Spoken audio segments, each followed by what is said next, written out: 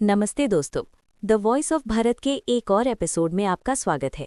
आज हम उस मिट्टी की बात करेंगे जिसने दुनिया को धर्म, ज्ञान और शासन यानी गवर्नेंस सिखाया है। हम बात कर रहे हैं बिहार की। सना, आज आप हमारे साथ हैं और मुझे पता है आपके पास बिहार की हजारों कहानियां हैं। बिल्कुल अनन्या, बिहार सिर्फ एक स्टेट नहीं, एक लेगेसी है। लोग पूछते हैं बिहार क्या है। मैं कहती हूँ बिहार वो है जिसने भारत को उसकी पहली आइडेंटिटी दी। जब पूरी दुनिया कबीलों में जी रही थी, तब बिहार में पाटलिपुत्र जैसा विशाल शहर था। मैंने सुना है कि दुनिया का पहला गणतंत्र भी बिहार में ही था। सही कहा। वैशाली, जो आज के मुजफ्फरपुर के पास ही है, वहाँ दुनिया का पहला डेमोक्रेटिक रिपब्लिक शुरू हुआ था। वहाँ के लिच्छवी रूलर्स ने बताया था कि प्रजा की सहमति से शासन कैसे होता है। वाओ! और सना, हम नालंदा और विक्रमशिला को कैसे भूल सकते हैं। नालंदा, वो सिर्फ एक यूनिवर्सिटी नहीं थी, वो ज्ञान का एक विश्वस्तरीय केंद्र था। सोचिए 7वीं सेंचुरी में वहाँ चाइना से ह्यूएन सांग पढ़ने आए थे। वहाँ की लाइब्रेरी इतनी बड़ी थी कि जब उसे जलाया गया तो वो 6 महीने तक धुआं देती रही। इतनी किताबें थीं। बिहार ने आर्यभट्टा दिया, जिसने जीरो दिया, चाणक्य दिया, जिसने अर्थशास्त्र दिया। लेकिन सना, इतिहास के साथ साथ सबसे प्यारी चीज़ है बिहार का कल्चर। बिहार की भाषाओं में एक अजीब सा अपनापन है। हाँ अनन्या, भोजपुरी की थसक, मैथिली की मिठास और मगही का रौनक। बिहार में हर 10-15 कोस पर पानी और भाषा बदल जाती है, और इन सब को जोड़ती है छठ पूजा। छठ के बारे में मैंने देखा है कि लोग कितने डेडिकेटेड होते हैं। इसका महत्व क्या है? छठ एक ऐसा त्योहार है जो दिखाता है कि प्रकृति ही असली भगवान है। हम नदी के किनारे खड़े होकर सूरज को अर्घ्य देते हैं। इसमें कोई पंडित या बड़ा मंदिर नहीं चाहिए, ये सबसे प्योर फॉर्म ऑफ वर्शिप है। और इसका म्यूजिक, शारदा सिन्हा जी के गीत बिना बिहार की सुबह अधूरा है। और खाना, लिट्टी चोखा तो ग्लोबल हो गया, पर कुछ और जो लोगों को नहीं पता।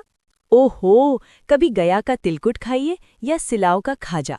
और मुजफ्फरपुर की बात करेंगे तो वहाँ की मिठास का तो कोई तोड़ ही नहीं है। चलिए अब नॉर्थ बिहार चलते हैं। सना, मुजफ्फरपुर सुनते ही मेरे दिमाग में लाल सुर्ख लिच्ची की फोटो आती है। अनन्या, मुजफ्फरपुर की शाही लिच्ची सिर्फ एक फल नहीं, एक गर्व है। इसका गूदा मक्खन जैसा होता है और खुशबू ऐसी कि एक कमरे में रखो तो पूरा घर महक जाए। इसे जीआई टैग मिला है और ये यूके, यूएई और दुनिया भर में एक्सपोर्ट होती है। पर मुजफ्फरपुर का इतिहास भी तो बहुत गहरा है ना। बहुत गहरा। 1908 का मुजफ्फरपुर कॉन्स्पिरेसी केस याद है, जब सिर्फ 18 साल के खुदीराम बोस ने अंग्रेजी हुकूमत की नींदें उड़ा दी थीं। उन्होंने जज किंग्सफोर्ड पर बम फेंका था। वो पकड़े गए और उन्हें फांसी हुई, लेकिन उनकी शहादत ने पूरे बिहार में आज़ादी की आग लगा दी थी। और महात्मा गांधी का कनेक्शन? महात्मा गांधी जब चंपारण जा रहे थे तो वो मुजफ्फरपुर के एलएस कॉलेज यानी लंगर सिंह कॉलेज में रुके थे। वहाँ के स्टूडेंट्स ने उनका इतना स्वागत किया था कि गांधी जी ने कहा था कि मुजफ्फरपुर ने उन्हें भारत को समझने की ताकत दी थी।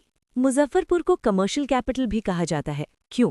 क्योंकि यहाँ का सुतापट्टी मार्केट कपड़े का बहुत बड़ा हब है। यहाँ से नेपाल तक माल जाता है।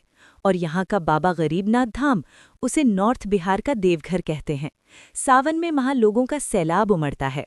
सना, एक सवाल जो सब पूछते हैं, यूपीएससी और आईआईटीज में बिहार के लोग इतने आगे कैसे होते हैं? इसका जवाब है रेजिलियंस, यानी लड़ने की शक्ति। बिहार के बच्चे अभाव में बड़े होते हैं, इसलिए उनमें मेहनत करने की भूख होती है। सुपर 30 के आनंद कुमार जी ने दिखाया कि अगर एक बिहार के गरीब बच्चे को मौका मिले तो वो नासा तक पहुंच सकता है। आज का बिहार कैसे बदल रहा है? आज का बिहार डिजिटल हो रहा है, स्टार्टअप कल्चर आ रहा है। पटना का मरीन ड्राइव हो या नए फ्लाईओवर्स, इंफ्रास्ट्रक्चर बदल रहा है, लेकिन वहाँ की मिट्टी की सौंधी खुशबू और मेहमान नवाजी आज भी वही है। सना, आज आपसे बात करके बिहार और मुजफ्फरपुर की एक इतनी खूबसूरत तस्वीर सामने आई है। लास्ट में हमारे लिसनर्स के लिए कोई मैसेज? बस यही कहूंगी कि बिहार को मीम्स में मत देखिए, बिहार को महसूस कीजिए। एक बार बोध गया की शांति देखने जाइए, एक बार मुजफ्फरपुर की लिच्ची खाइए और एक बार बिहार की दोस्ती आजमाइए। आपको प्यार हो जाएगा। क्या बात है, शुक्रिया सना। दोस्तों, ये था हमारा बिहार विशेष एपिसोड। मिलते हैं अगले हफ्ते एक नए सफर पर। तब तक के लिए